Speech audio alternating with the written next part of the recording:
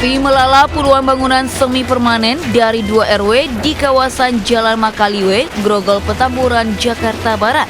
Petugas bahu-membahu mengendalikan kobaran api agar tidak merembet ke bangunan lainnya. Total ada 23 unit mobil damkar yang diterjunkan ke lokasi. Bahkan akibat kebakaran ini menyebabkan perjalanan kereta komuter lain terganggu. Sejumlah calon penumpang komuter lain pun harus mencari transportasi lain saat mengetahui perjalanan kereta di stasiun Grogol mengalami gangguan. Banyaknya bahan mudah terbakar serta rapatnya hunian warga membuat api dengan cepat merambat dari satu bangunan ke bangunan lain. Menurut warga, kebakaran terjadi saat warga tengah menikmati buka puasa dan seketika kobaran api membakar permukiman warga. Dari Jakarta, Miftahul Gani, iNews melaporkan.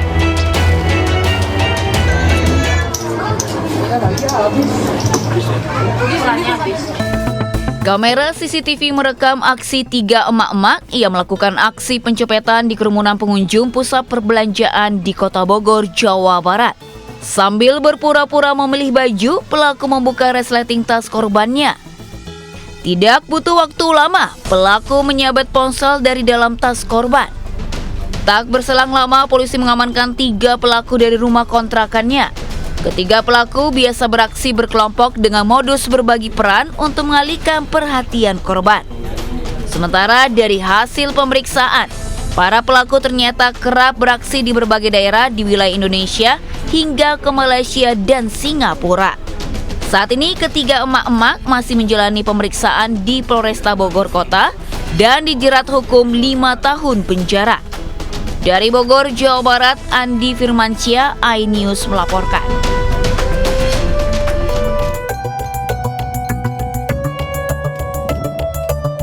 Kakak beradik ini membentangkan poster hendak menjual ginjal di Pasar Ciputat, Tangerang Selatan.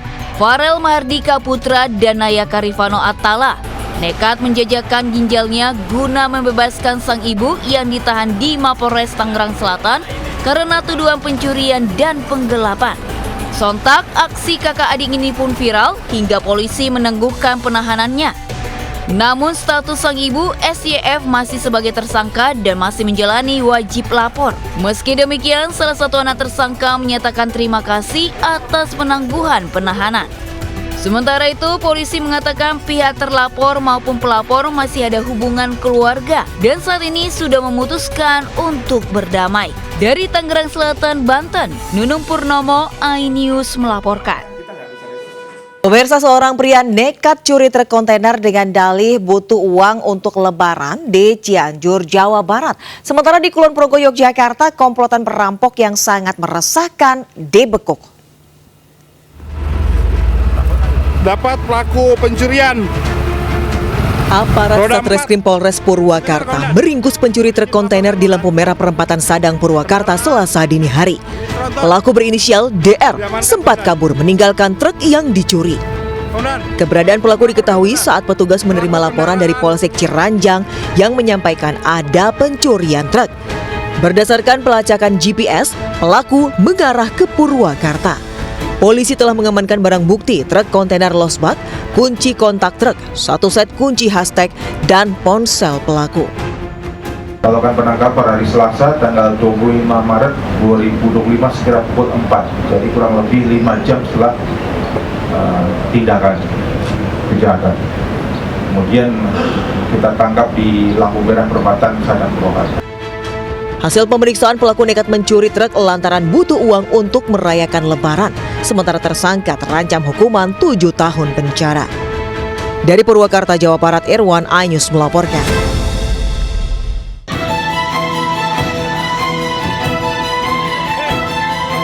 Tim Buser Polres Kulon Progo menangkap 5 pelaku pencurian dengan kekerasan yang kerap beraksi di wilayah Yogyakarta. 2 pelaku, S dan T, ditangkap di stasiun Lempuyangan. Sementara 3 pelaku, SP, S, dan AKS, ditangkap di Terminal Jombor.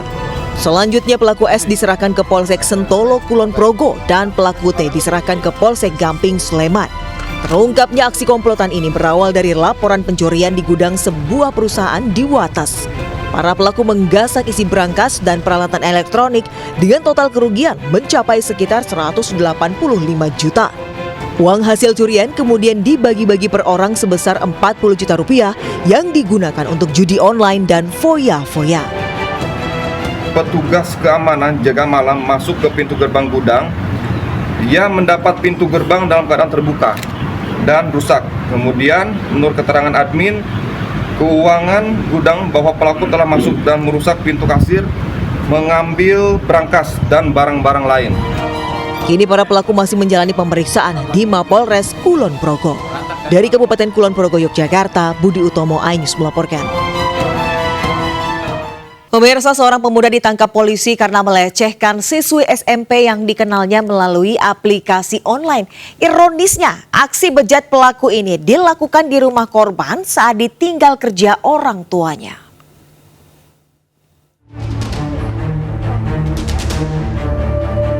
Polisi menangkap seorang pria berinisial AB, 22 tahun, warga Gedangan, Sidoarjo, Jawa Timur. Ia diduga melecehkan seorang remaja yang masih duduk di bangku SMP. Saat diperiksa, pelaku mengaku tergiur dengan tubuh korban yang ternyata masih berusia 13 tahun. Pelaku mengenal korban melalui aplikasi online dan mengajak bertemu di rumahnya. Korban kemudian diperdaya hingga akhirnya dilecehkan pelaku. Ironisnya, aksi asusila itu terjadi 2 kali saat kedua orang tuanya sedang bekerja. Kasus ini terungkap setelah orang tua diberitahu tetangganya. Janjian ketemuan, kebetulan di rumah lagi kosong, datanglah ini pelaku. Datang ke pelaku, langsunglah dirayu-rayulah ini korban. Selain menangkap pelaku, polisi juga mengamankan sejumlah barang bukti, di antaranya baju milik korban, handphone, dan bukti percakapan korban dan pelaku. Akibat perbuatannya, saat ini pelaku mendekam di sel tahanan Polresta Sidoarjo. Dari Sidoarjo, Jawa Timur, Pramono Putra, iNews melaporkan.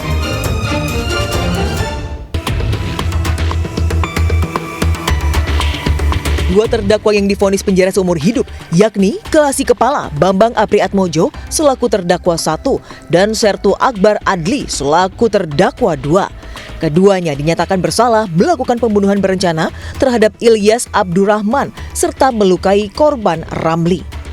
Sementara terdakwa lainnya, Sertu Rafsin Hermawan selaku terdakwa 3 divonis 4 tahun penjara dan diyakini terlibat penadahan. Selain diberikan hukuman penjara, ketiga prajurit TNI AL tersebut juga dipecat dari keanggotaan TNI. Dari Jakarta, Ismalia Rizky Solehudin, iNews melaporkan.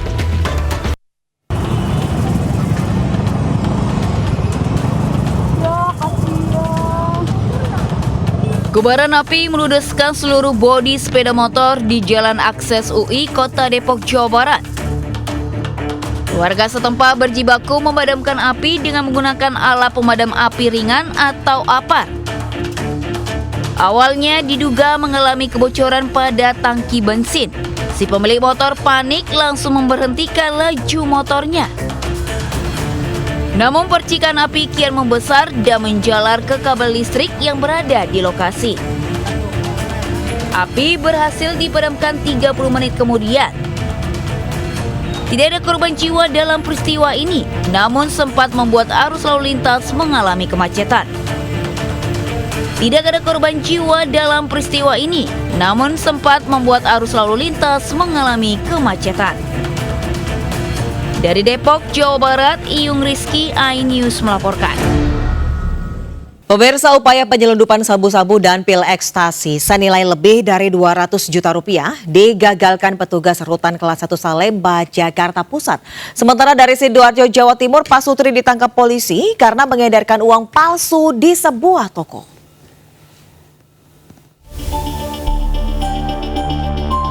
Aksi nekat pengunjung yang mencoba menyelundupkan narkoba ke dalam rumah tahanan kelas 1 Salemba, Jakarta Pusat digagalkan petugas sipir. Kali ini narkoba yang berusaha diselundupkan cukup besar, yakni 2 paket sabu-sabu sebesar 204 gram dan 37 butir pil ekstasi dengan nilai mencapai 200 juta rupiah lebih. Modusnya, pelaku berpura-pura sebagai pengunjung yang hendak mengembalikan berkas permohonan bebas bersyarat ke meja pelayanan rutan Salemba. Pelaku kemudian izin keluar sebentar dan meninggalkan amplop yang diklaim berisi berkas, namun ternyata berisi narkoba. Kedua jenis narkotika tersebut untuk sabu itu beratnya ada 2 paket Satu paket beratnya 102 gram. Selain CCTV, penyidik Polsek Cempaka Putih juga telah memeriksa 2 saksi. Polisi kini mendalami pola penyelundupan narkoba ke rutan dengan modus baru tersebut. Dari Jakarta, Rani Sanjaya, iNews melaporkan.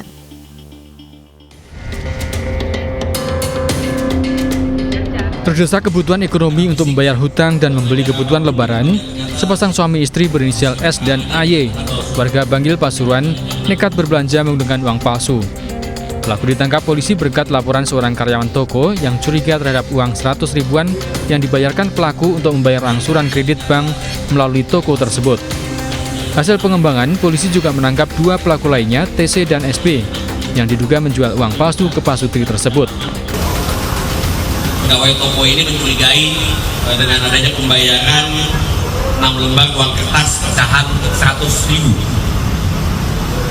Kemudian setelah karyawan ini menduga ataupun mencurigai, melaporkan ke Polsek Porong. Kemudian Polsek Porong bersama dengan Satreskrim Polres Sidoarjo langsung melakukan penyelidikan. Polisi kini terus mengembangkan kasus ini untuk mengejar dan menangkap pengedar uang palsu yang diduga berasal dari Bandung, Jawa Barat. Dari Sidoarjo, Jawa Timur, Pramono Putra, iNews melaporkan. Pemirsa, antrian pemudik motor mulai memadati Pelabuhan Ciwandan, Cilegon, Banten. Sementara itu kendaraan pribadi memadati Pelabuhan Merak.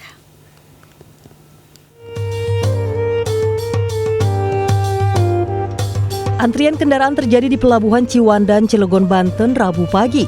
Para pemudik sepeda motor ini antri untuk masuk ke lambung kapal. Berdasarkan data terbaru, pemudik yang telah menyeberang ke Pulau Sumatera melalui Pelabuhan Ciwandan lebih dari 5.500 orang. Para pemudik motor biasanya menggunakan sepeda motor yang kondisi baru agar kondisi kendaraannya prima. Namun ada juga pemudik yang menggunakan sepeda motor tua meski menempuh jarak ratusan kilometer. Dari Belaraja mau arah Prisewu. Kang, alasan memilih mudik siang ini seperti apa, Kang? Enak nih pagi, nggak padat. Kalau malam padat malam. Jadi menghindari desak-desakan ya? Iya, menghindari desak-desakan. Kan kalau siang panas, biasanya kan ke Sumatera malam, Kang. Ini gimana? Enak sih pagi. Enakan pagi ya? Sementara sekitar 46.000 orang sudah menyeberang melalui Pelabuhan Merak menuju Bakauheni. Jumlah kendaraan yang diseberangkan sudah mencapai 8.000 unit. Mengantisipasi kepadatan, ASDP memfokuskan Pelabuhan Merak sebagai penyeberangan kendaraan pribadi. Sementara kendaraan motor dan truk melalui Pelabuhan Ciwandan dan Bandar Bakaucaya. Pihak ASDP memprediksi puncak arus mudik terjadi 3 hari jelang Hari Raya. Tim Liputan iNews melaporkan. 6 hari jelang Lebaran, volume kendaraan di rest area kilometer 57 Tol Cikampek terpantau normal. Total kendaraan yang keluar masuk masih di bawah 20.000 kendaraan per harinya. Kendaraan yang melintas di tol kilometer 57 mengalami lonjakan pengunjung, terutama jelang Lebaran. Rest area di kilometer 57 juga kerap jadi pilihan pemudik untuk beristirahat. Sejak Selasa kemarin, kilometer 57 sudah terpantau ramai oleh para pemudik yang akan melanjutkan perjalanannya menuju arah Trans Jawa. Sejauh ini rest area kilometer 57 baru mengalami lonjakan kendaraan sebesar 20% dibandingkan hari-hari biasanya. Total kendaraan yang keluar masuk masih di bawah 20.000 kendaraan per harinya dan diprediksi kenaikan signifikan akan terjadi pada 3 hari jelang Lebaran, yakni Jumat 28 Maret 2025.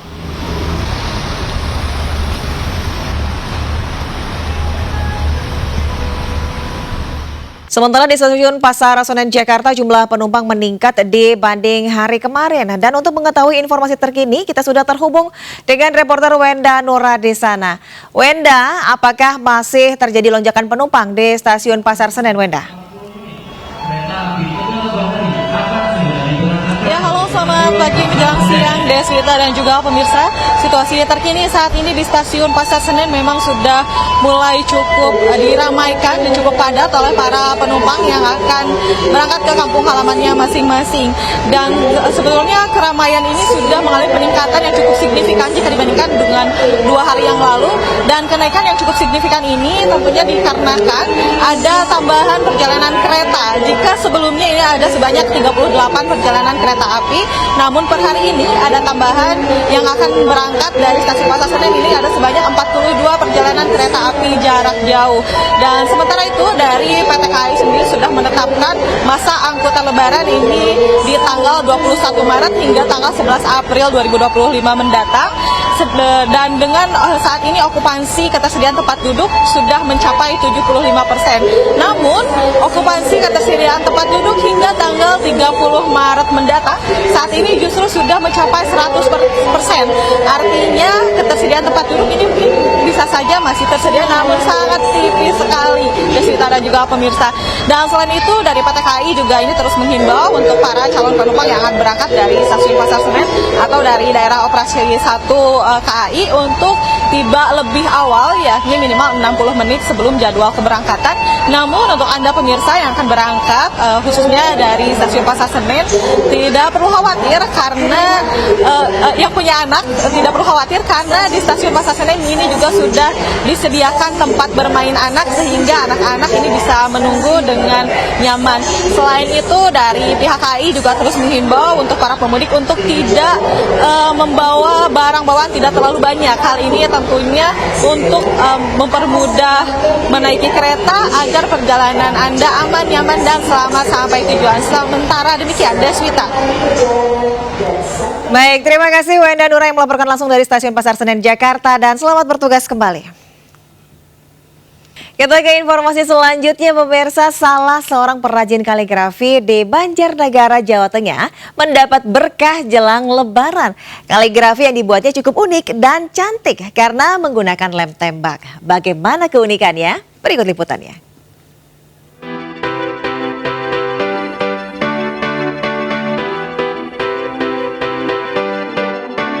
Ramadan menjadi berkah bagi Hidayatus Salam, salah seorang perajin kaligrafi di Desa Situangi, Banjarnegara, Jawa Tengah. Ya, uniknya pemuda kreatif ini membuat karya hiasan dinding kaligrafi menggunakan media lem tembak. Bahan yang dibutuhkan hanya potongan triplek atau kayu lapis untuk ditempel kain beludru. Lalu ia menorehkan kaligrafi dengan kapur tulis di atas kain, kemudian ditebalkan dengan lem tembak. Setelah kering, ditempel dengan kertas foil yang digunakan untuk pewarnaan huruf-huruf Arab tersebut. Jika pada bulan biasa jumlah pesanan hanya mencapai 30 keping sampai 150 keping kaligrafi, pada bulan Ramadan dan menjelang Idul Fitri naik menjadi 500 keping kaligrafi. Untuk harga per kepingnya, ia membandrol dengan harga Rp70.000 hingga Rp7 juta per keping. Dari mulai 70.000 sampai 7 juta bahkan lebih tergantung kerumitan dan besar ukurannya. Pemasarannya lewat apa? Pemasaran lewat online. Media sosial ya? Ya, media sosial. Sampai mana aja yang sudah? Yang sudah terbiasa Medan, Bengkulu, Jambi. Selama ini kaligrafi bertuliskan ayat kursi dan ayat 1000 dinar menjadi yang paling banyak dipesan termasuk sholawat nariyah. Meningkatnya jumlah pesanan kaligrafi ini membuat naiknya omset hingga mencapai 150% di bulan Ramadan. Dari Banjarnegara, Jawa Tengah, Nurdin Fauzi, iNews melaporkan. Pertamina menghadirkan berkah mengaji dan takjil gratis di 145 SPBU selama Ramadan. Para konsumen bisa menerima voucher gratis setelah membaca ayat suci Al-Quran.